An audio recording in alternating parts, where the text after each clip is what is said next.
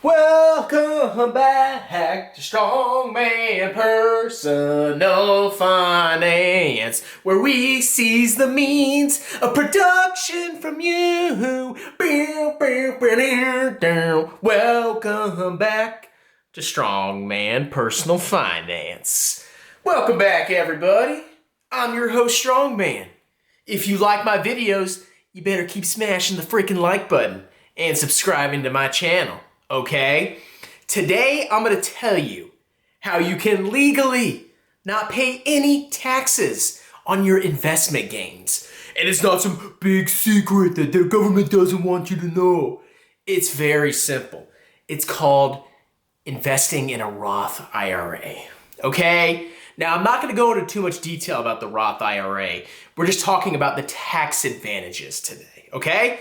I'm going to compare buying an investment outside of an IRA and how much tax you're going to pay in these communist states of America. And then I'm going to show you the same example of how much tax you pay by selling an investment at a gain in a Roth IRA. Okay? Now let's talk about taxes. Now in America, when you get paid money from your job, you pay taxes. You pay federal tax, state tax, payroll tax, blah, blah, blah, blah, blah. Well, if you buy stocks or bonds and they go up in value, you pay taxes on the gain, but you're not going to pay payroll tax.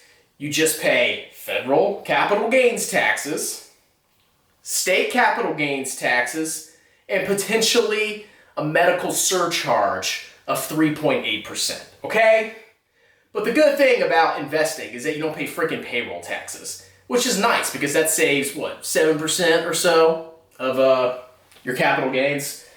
So today, in this scenario, we're going to assume that you bought one stock of Tesla inside a Roth IRA and outside a Roth IRA. And we're going to see what taxes you could potentially pay, okay?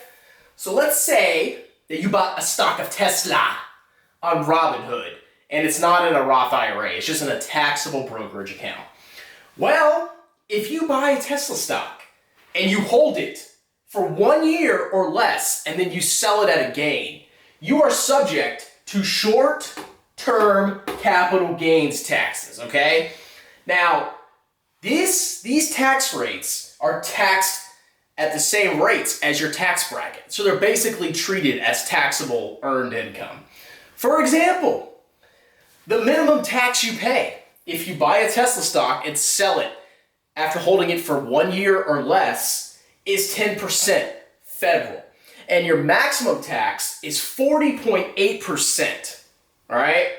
So right off the bat, if you're a high earner and you're in a high tax bracket, like the 37% tax bracket, and you have to pay that investment tax of 3.8% on top of that, well, damn, you just lost almost half of your gain in freaking taxes, okay? Now, the whole point of this is that you don't want to hold a stock, have it go up in value, and then sell it within a year or less, because the government is incentivizing you not to do that. The government says if you buy a stock and then you sell it a couple months afterwards, less than a year, you're going to pay higher tax rates because they want you to buy and hold and invest for the long term, okay? So you can pay between 10% and 40.8% of your gain in taxes. And on top of that, if you live in a high tax state, I live in Virginia, you could pay freaking 5.75% more. Or in California, you could pay 12, 13% more. If you're a high earner in California, you're going to get screwed by federal taxes, 40.8%, and you're going to have to pay state taxes on top of that, okay? And whatever other communist taxes they have over there, all right? So you don't want to do short-term trading. You get screwed on taxes in a taxable account. If you're buying and selling, Tesla, it's stupid, okay? This is why I hate Robinhood traders, because they don't know crap about taxes, but they get this huge gain, they sell it after a couple months, and then they're paying massive taxes, all right? It's dumb. Now, moving on to our next example, long-term capital gains. If you hold a stock that has appreciated in value for 1 year and 1 day, and then you sell it, you are now subject to preferential long-term capital gain rates, all right? This is short-term, 1 year or less. This is long-term. You buy a stock and you hold it for 1 year or more, okay? 1 year plus 1 day. Now, these rates range between 0% and 23.8%, okay? Compare that to freaking a minimum of 10% all the way to 40.8%, okay? Huge difference. Now, your rate is dependent on your tax bracket. Most likely, if you're the average American, you're gonna pay 15% of your gain. So if you have a $1,000 gain, you're only gonna pay $150 in taxes, okay? Plus whatever your communist state charges, all right? But that's a hell of a lot better than paying between 10 and 40.8% federal capital gains taxes plus state taxes, okay? So the whole point is, if you're investing in a taxable brokerage account, you wanna hold it for at least a year and 1 day. It's called long-term investing, okay? And if you do that and then you sell, well, you pay much lower taxes, okay? It's pretty good. Just keep in mind, you'll probably pay 15% on long-term capital gains. And you'll probably pay, what, 22, 24% on short-term plus state. All right, the average American. Now, how do we pay tax-free? How do we not pay taxes, dude, on investments? Well, if you contribute to your Roth IRA, which is a tax-advantaged account, all right? It's not an investment, it's an account that holds investments, all right? If you bought Tesla inside your tax-advantaged Roth IRA, and then you sold it at a short-term gain, guess what tax rate you pay? 0. You like that? Once you put money into your Roth IRA, or even your traditional IRA, when you sell at a gain inside the IRA, you don't pay any taxes. Compare 0 to frickin' 40.8%, all right? Now do you see the beauty of the Roth or of a tax advantage account, okay? It's a pretty good deal.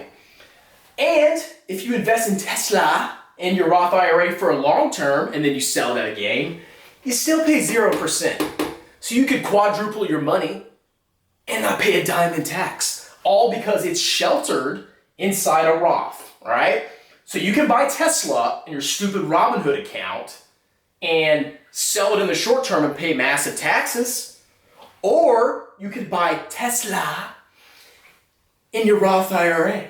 And when you sell it, you can't take it out of the account unless there's certain requirements are met. But if you sell it in the account and you keep it in the account and you buy something else, you don't pay any taxes, all right?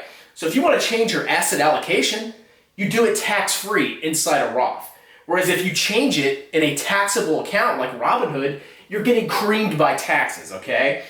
Even 23% is astronomically higher than 0%, okay?